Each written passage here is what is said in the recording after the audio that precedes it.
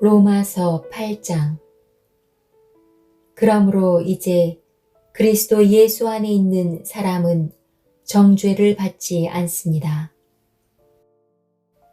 그것은 그리스도 예수 안에서 생명을 주시는 성령의 법이 죄와 사망의 법에서 여러분을 해방시켰기 때문입니다. 율법이 죄의 본성 때문에 연약하여 할 수 없었던 것을 하나님께서는 죄를 없애기 위해 자신의 아들을 죄 있는 사람의 모양으로 보내심으로써 행하셨습니다.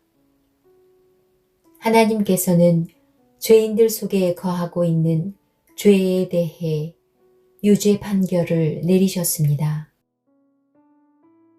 이렇게 하여 죄의 본성에 따라 살지 아니하고 성령에 따라 살고 있는 우리에게 율법의 의로운 요구들이 완벽히 이루어졌습니다. 죄의 본성을 따라 사는 사람들은 죄의 본성이 바라는 일을 생각하지만 성령을 따라 사는 사람들은 성령이 바라시는 일을 생각합니다. 죄의 본성의 지배를 받는 사람의 생각은 죽음이지만 성령의 지배를 받는 사람의 생각은 생명과 평강입니다. 죄의 본성이 생각하는 것은 하나님을 거스르는 것입니다. 그것은 하나님의 법에 복종하지 않을 뿐 아니라 할 수도 없습니다.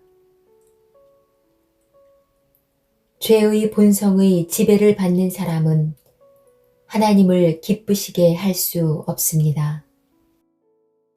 그러나 하나님의 영이 여러분 안에 계시다면 여러분은 죄의 본성의 지배를 받지 않고 성령의 지배를 받게 됩니다. 누구든지 그리스도의 영이 없는 사람은 그리스도에게 속한 사람이 아닙니다. 반면 그리스도께서 여러분 안에 계시다면 여러분의 몸은 죄 때문에 죽은 존재이지만 여러분의 영은 의 때문에 살아 있습니다. 예수님을 죽은 사람들 가운데서 다시 살리신 분의 영이 여러분 안에 살아 계시면 여러분 안에 계신 그분의 영으로서 여러분의 죽을 몸도 살리실 것입니다.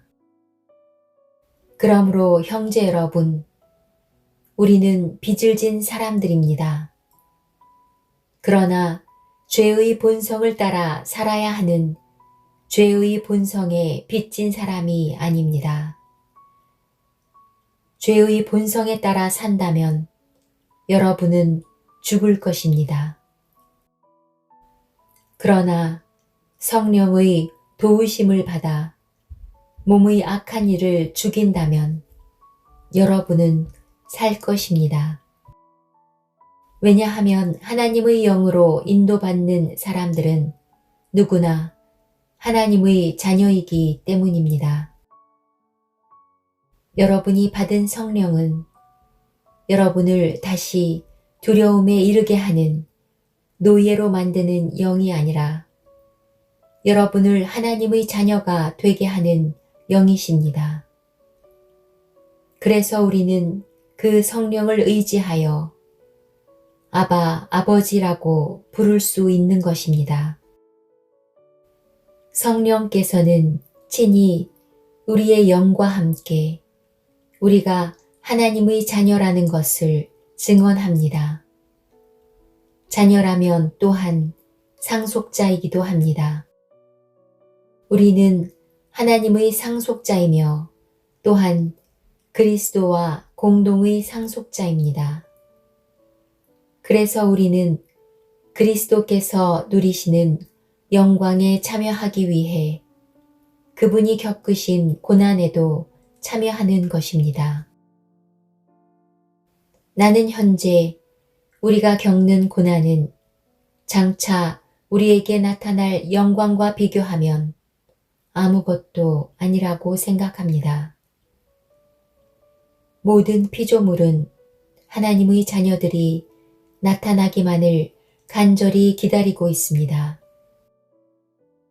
피조물은 허무하게 되었습니다.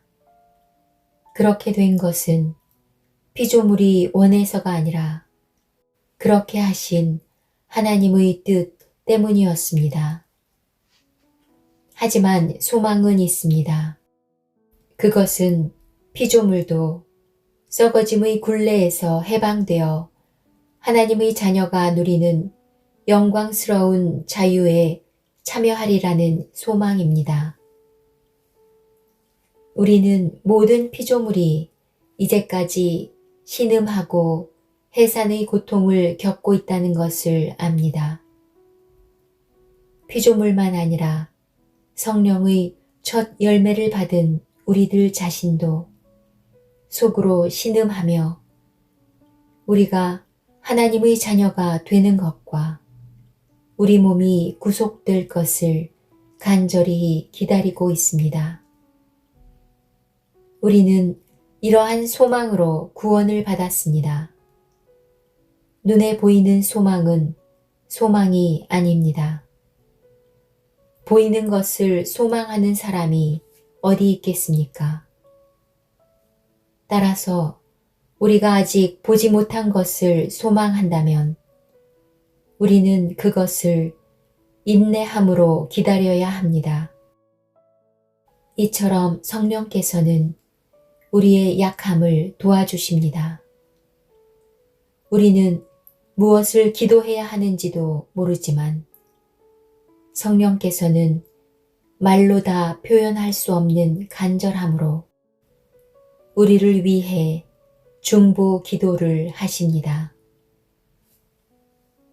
사람의 마음을 꿰뚫어 보시는 하나님께서는 성령의 생각이 무엇인지를 아십니다. 그것은 성령께서 하나님의 뜻에 따라 성도들을 위해 중보 기도를 하시기 때문입니다. 우리는 하나님께서 모든 일을 하나님을 사랑하는 사람, 즉 하나님의 목적을 위해 부름을 입은 사람들의 선을 위하여 하신다는 것을 알고 있습니다. 하나님께서는 전부터 아셨던 사람들을 그분의 아들과 동일한 형상을 갖도록 미리 정하시고 하나님의 아들을 많은 형제들 중에서 맏아들이 되게 하셨습니다. 하나님께서는 미리 정하신 사람들을 부르셨고 부르신 사람들을 의롭다고 하셨고 의롭다고 하신 사람들을 영화롭게 하셨습니다. 이 점에 대해 우리가 무엇이라고 말할 수 있겠습니까? 하나님께서 우리 편이시라면 누가 우리를 대적하겠습니까? 자기 아들까지도 아끼지 않고 우리 모두를 위해 내어주신 분께서 그 아들과 함께 우리에게 모든 것을 은혜로 주지 않으시겠습니까? 하나님께서 택하신 사람들을 누가 고소할 수 있겠습니까? 의롭게 하시는 분은 하나님이신데 누가 감히 죄가 있다고 판단하겠습니까? 죽으신 분은 그리스도 예수이십니다. 그분은 죽으셨을 뿐만 아니라 다시 살아나 하나님의 오른편에 앉아 계시면서 우리를 위해 중보 기도를 하고 계십니다. 누가 우리를 그리스도의 사랑에서 끊을 수 있겠습니까? 환난입니까? 아니면 어려움입니까? 핍박입니까? 그렇지 않으면 굶주림입니까? 헐벗음입니까? 위험입니까? 아니면 칼입니까? 성경에 기록된 것처럼 우리는 하루 종일 주님을 위해 죽음에 직면하고 있습니다. 우리는 도살당할 양과 같은 대접을 받았습니다. 그러나 우리는 우리를 사랑하신 하나님을 힘입어 이 모든 것을 이기고도 남습니다. 나는 확신합니다.